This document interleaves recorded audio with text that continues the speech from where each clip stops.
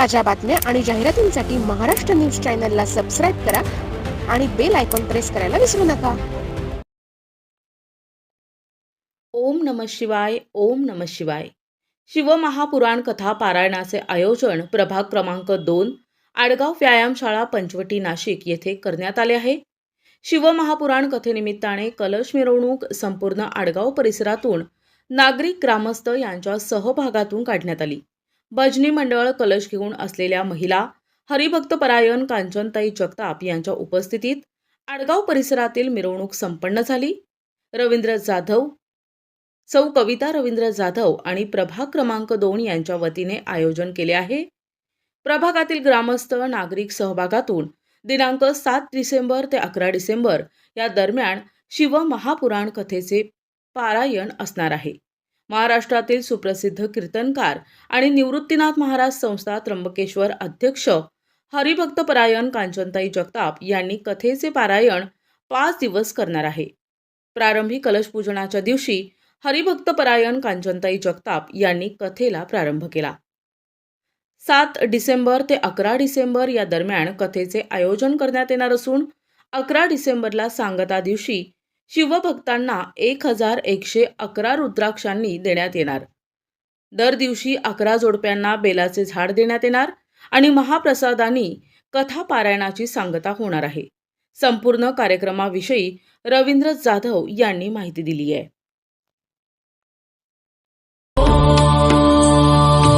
नमः शिवाय. ओम नमः शिवाय. हर हर बोले नमः शिवाय. प्रभू रामचंद्राच्या पदस्पर्शाने पावन झालेल्या भूमीमध्ये आडगाव व नांदूर मानूर प्रभाग क्रमांक 2 मध्ये शिवमहापुराण कथा या कार्यक्रमाचं आयोजन 7 डिसेंबर ते 11 डिसेंबर 2025 रोजी सायंकाळी 6 ते 10 वाजेपर्यंत आयोजित करण्यात आलेलं असून रविवार दिनांक 7/12/2025 रोजी कलश मिरवणूक आडगाव गावातून काढण्यात आली.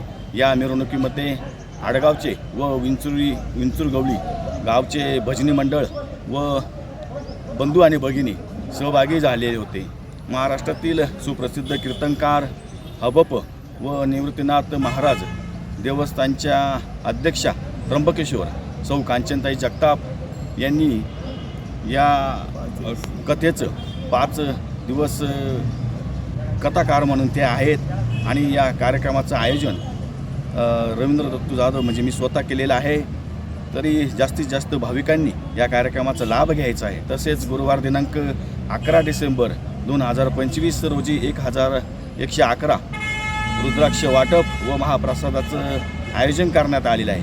आणि दररोज जे आरतीचे मानकरी आहे आपण 5 दिवस लगातार 11 जोडपे त्यांना आव्हान करतो आणि सर्वांनी सहभाग घ्यावा.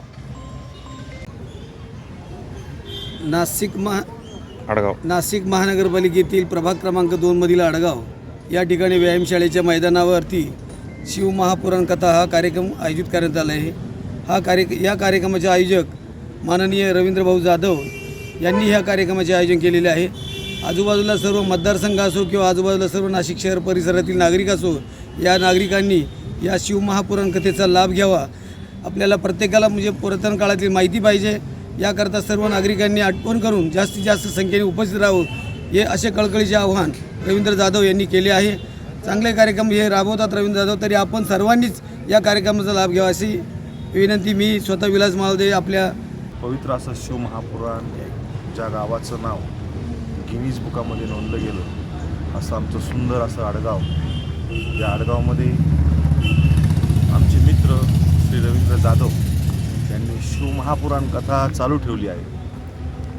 अतिशय भगवंत महादेव त्यांच्या पाठीशी तर राहीलच, पण अनेक लोकांना या कथेचा लाभ घ्यायला मिळत आहे. महादेव काय आहे, महादेवाच्या पिंडीवर नेमकं कोणकोणते देव आहेत हे लोकांना आजपर्यंत माहिती नव्हतं. निदान रवींद्र जाधव यांनी त्या कांचनताई जगताप यांना शिवमहापुराण कथा सांगण्यासाठी ताणल्यामुळे निदान महादेवाच्या पिंडीवर गणपती, कार्तिक आणि अशा हे जे काही देवस्थानं आहेत ते पिंडीवरची समजली जातील. मी स्वतः कुलकर्णी गुरुजी राहणार आडगाव, माझ्याकडून माझ्या परिवाराकडून श्री रवींद्र जाधव आणि कविताताई जाधव यांना खूप खूप शुभेच्छा. त्यांच्याकडनं अशीच सेवा घडत राहू. आणि एक मिनिट, इथे लोकांनी येण्याचा आग्रह आम्ही स्वतः जाधव साहेबांनी पण केला आहे आणि आम्ही पण करत आहोत. इथे येण्याचं कारण एक आहे की मोक्ष काय आहे. आपण जिवंत असताना काहीच त्रास नाही आहे, जो गेल्यानंतर खूप त्रास आहे. हे गरुड पुराणामध्ये सांगितलं आहे आणि शिवमहापुराण कथामध्ये पण सांगितलं आहे. ते समजण्यासाठी लोकांनी किमान आपले 1 तास, अर्धा तास, 1.5 तास, 2 तास जसा वेळ मिळेल त्या कथेच्या वेळी इथे येऊन उपस्थिती करावी. त्याच्याबद्दल धन्यवाद. चांगले काय विजय जाधव पंचकृषीतल्या लोकांना आग्रह करतो की रवींद्र जाधव आणि कविताबाई जाधव यांनी जे शिव महापुराण कथा ठेवलेली आहे 5 दिवस, तरी पंचकृषीतल्या लोकांनी याचा लाभ घ्यावा आणि सहकार्य करावा ही नम्र विनंती. खरं तर ज्यांनी आयोजन केलेलं आहे ते आदरणीय आमचे रवींद्र भाऊ, आदरणीय आमच्या कविताताई जाधव या परिवाराने या ठिकाणी या कथेचं आयोजन केलेलं आहे. ही दोघंही पती पत्नी जाधव परिवार भाग्यवान आहे. त्यांच्यामुळे आपल्या सर्वांना कथा श्रवणाचा योग आलेला आहे. ही सहजासहजी घडत नाही. खरं तर कथेचा आज पहिला दिवस आहे, कथेची सुरुवात आहे. कथेचं आयोजन अत्यंत सुंदर झालेलं आहे.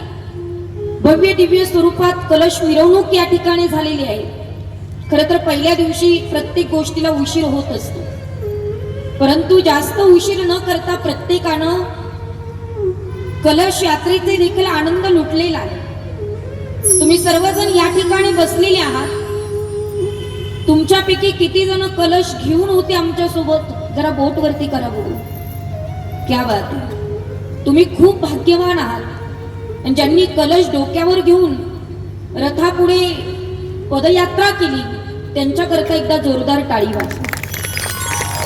कारण एकच आहे, कारण कलश यात्रेला का सामील व्हावं, कलश यात्रा का असावी, त्या रथाच्या पुढे चालण्याचं सौभाग्य काय आहे, या कथा श्रवणाचं महत्व काय आहे, कथा ठेवणाऱ्याला किती महत्व आहे आणि ऐकणाऱ्याला किती महत्व आहे, या सगळ्या बाबींचा आपल्याला अभ्यास करायचा आहे. इथे बसून श्रवण करायचं आहे.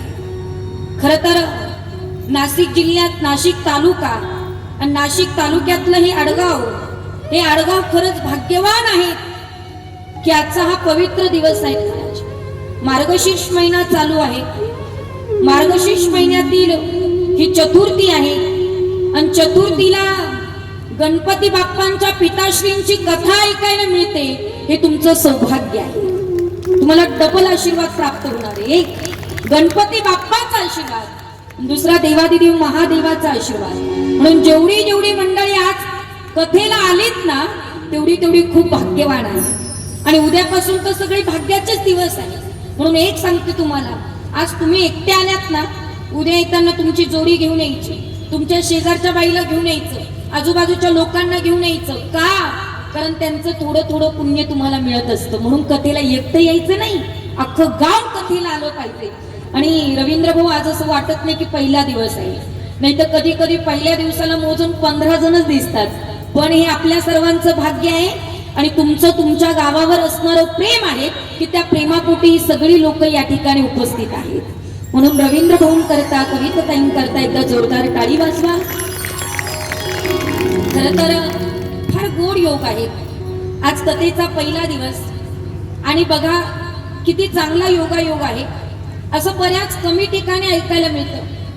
रवींद्र भाऊंनी जी काही आयडिया, जी काही मात्र युक्ती या ठिकाणी लढवली ती फार महत्वाची आहे. आरती घ्यायला खूप मोठं भाग्य लागतं, पण आरती घेणाऱ्याला सुद्धा बेलाचं वृक्ष अर्पण केलं हे तुमच्या सर्वांचं सौभाग्य आहे. म्हणून इथं हा आगळा वेगळा कार्यक्रम आहे. मी तर म्हणते रवींद्र भाऊ हे पेपरला नोट झालं पाहिजे की आरती घेणाऱ्याला सुद्धा बेलाचं झाड देऊन एक वेगळा उपक्रम तुम्ही राबवलेला आहे. पर्यावरण वाचवा हे सुद्धा या ठिकाणी यातनं संदेश गेलेला आहे. फार मोठा आणि आगळा वेगळा उपक्रम आहे. नवे तर तुमच्या भाग्यात असेल तर 1111 मधला एक रुद्राक्ष तुम्ही घेऊन जाऊ शकता. पण 1111 मधला रुद्राक्ष तुम्हाला घेऊन जायचा असेल तर त्याच्यासाठी ते आसन कसं असावं, पहिली गोष्ट. ते आसन असं चौकणी असावं, त्याचे धागे निघालेले नसावे, त्याला आपण जशी साडीला पिको करतो तसं त्याला पूर्णपणे दुमटून घ्यायचंय आणि ते आसन घेऊन दररोज कथेला येऊन बसायचंय. तुम्ही जर कथेला आसन घेऊन बसलात आणि कथा जर आसनावर बसून ऐकली आणि जर तुम्ही घरी जाऊन त्याच आसनावर पूजा केली तर त्या पूजेचं दुप्पट फळ तुम्हाला प्राप्त होत असतं. म्हणून कथेला येताना उद्या काय घेऊन यायचंय ऐकताय का तुम्ही? स्वतः देव रूपाने आपल्यामध्ये असतात म्हणून देवाचं स्वागत आपण आनंदाने करतो, तसं कथाकाराचं स्वागत देखील केलं पाहिजे. आसन घेऊन आलं पाहिजे. 5 दिवस मात्र नित्यनेम पाळला पाहिजे.